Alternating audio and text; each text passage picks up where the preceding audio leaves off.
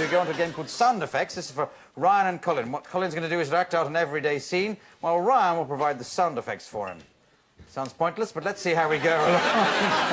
Now, your everyday activity is taking a seat on a plane, or stool on the plane. Away you go.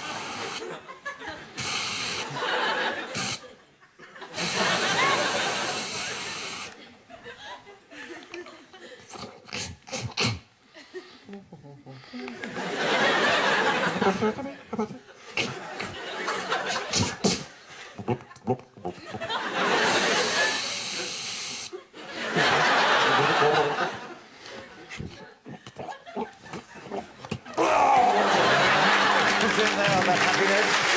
All right.